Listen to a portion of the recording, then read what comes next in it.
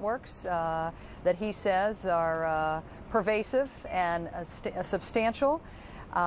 He also went on to say that he would like to elevate the penalties for anybody accused of either harboring someone involved in a terrorist attack or the attackee itself to the level of espionage. Let's quickly go back to Bob Novak, who I'm sure would love to get back into the substance of his show. Sorry about the interruption, Bob. It was important to go to the Attorney General. Thank you, Paula. We're talking to Richard Perle, former Assistant Secretary of Defense. He is now a private citizen, but he is also chairman of the Defense Policy Board of the Pentagon, and so is a leading advisor to Secretary Rumsfeld, but he is speaking for himself in our conversation. Mr. Perle, maybe you can help. You can clear up some confusion. We've been talking about war, that this is a war. We're talking about a military mobilization, and the Attorney General Ashcroft was talking about what seemed to be a criminal proceeding against individual terrorists. Is there a confusion there? No, I think there are two tracks here. There's an effort to determine who individually was responsible for this act of terror and to try to discern the ties back to larger terrorist organizations. But separate and apart from that, if we are going to win the war against terrorism, we must take that war to the countries who harbor terrorists, who give them the facilities, the money, the training, the intelligence, the communications. Without that, the ability of these terrorists, bin Laden or anyone else, to inflict this kind of damage would be extremely limited. Mr. Perle, before we went to Attorney General Ashcroft, I understood you to be saying that we should take actions against terrorists or people who harbor terrorists, even if they are not necessarily associated with the catastrophe of September 11th. Is that correct? Even if we cannot prove to the standards that we enjoy in our own civil society that they were involved. We do know, for example, that Saddam Hussein has ties to Osama bin Laden. That can be documented.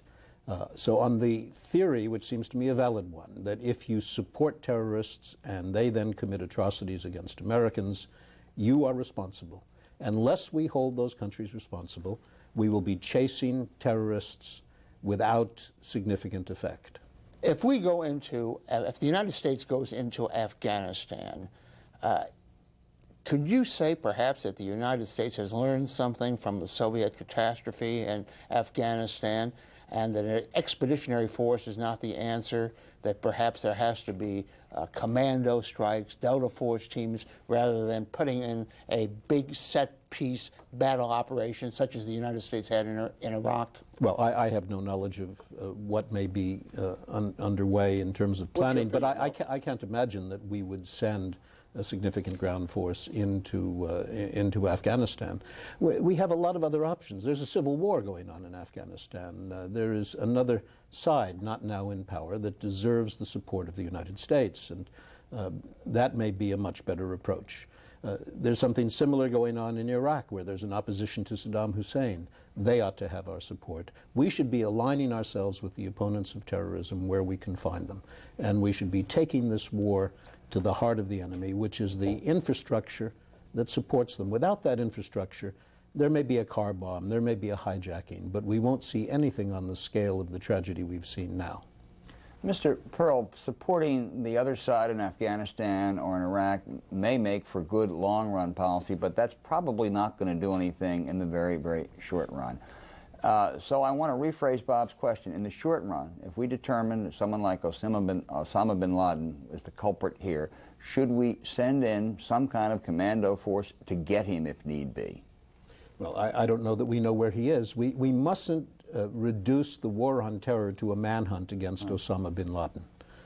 Despicable as he is, he's not the heart of the problem. The heart of the problem is a network of countries and terrorist organizations working together, hand in glove, supporting one another. And that provides the infrastructure that permits terror on this scale to take place. If the terrorists had to change location every night, if they couldn't walk into an office where they have communications and secretaries and research and the support of governments, their ability to do what has been done would be greatly reduced. So that's where we have to concentrate our efforts. Can you do that without at least some commitment of American ground forces, wherever it be? For instance, the Weekly Standard this week raised the possibility of an actual war in the Middle East with United States ground troops there.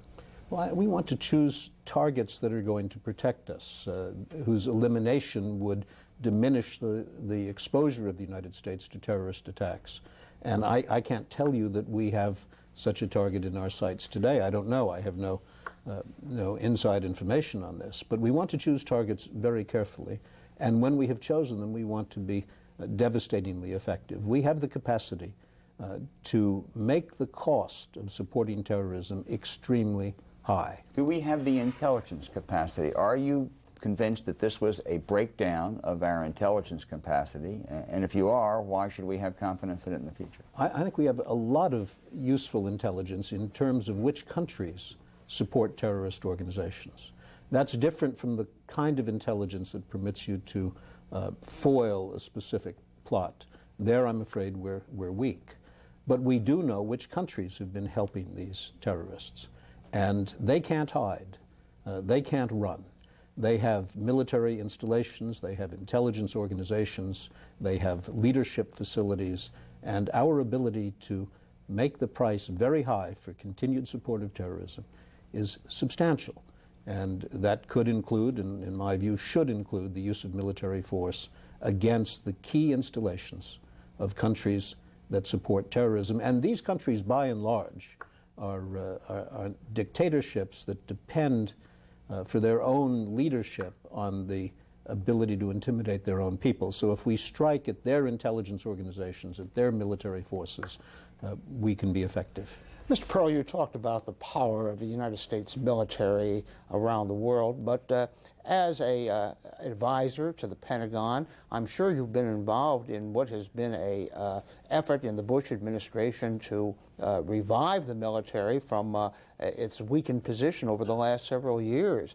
Are you talking about a future strength, or do you believe that the United States military is capable of a major worldwide operation against these various targets? I think we are very strong. We could be stronger. We need to make changes because our forces, even today, are a legacy in many ways of the Cold War, oriented toward Cold War missions, and we need to reorient them toward missions like this one, dealing with terrorism. But there's tremendous strength. We have the ability, for example, where we can identify targets, to destroy them from the air with very high probability of success. I want to go back to Mr. Hunt's first question about the coalition building. You've been watching Moscow for about 30 years closely, I believe. And just over the weekend, we've had a statement, we've had some statements by Ivanov, the defense minister, kind of backing away from support. And we've had a support from Nikolai Patrushev, the head of what's the equivalent of the KGB, saying that he warned the United States about this, and we didn't take, the United States didn't take the advice. Based on that kind of comment coming from the Kremlin, how much help in this fight against terrorism do you expect to come from Moscow? I don't think we'll get a lot of help from Moscow. I think the help will come from those Western democracies who share our values, who believe in the value of human life and individual liberty, who are part of our culture, our history, our tradition.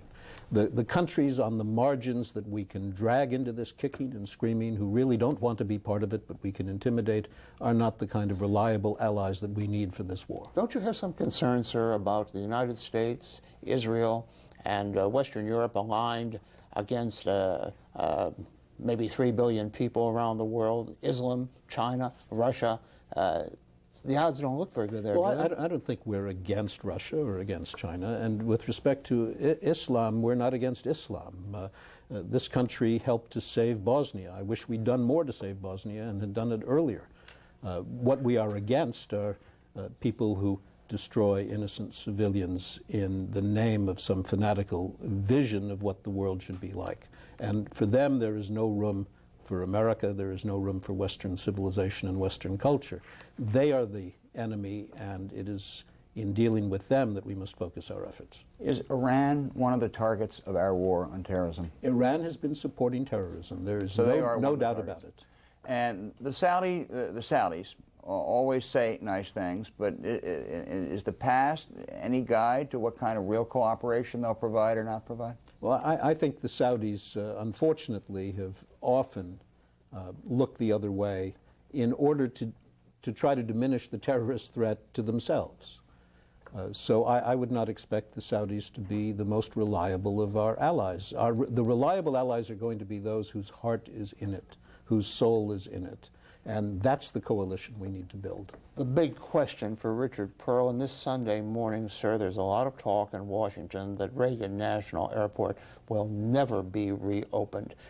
If the United States cannot provide security for the close-in airport of its national capital, isn't that a great victory for terrorism? It would be indeed. I can't believe that Reagan would remain closed.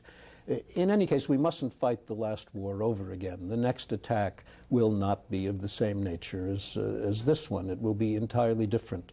If we close airports because of what happened a few days ago, we'll discover that that isn't effective because something else will, another route will be chosen. What is the most dangerous route to think about now? Well, I think we have to worry about the use of biological and chemical weapons against water supplies. That's all the time we have of Richard Perle. Thank you very much for joining us. From Washington, I'm Robert Novak. And I'm Al Hunt. Now more of CNN's coverage of America's new war.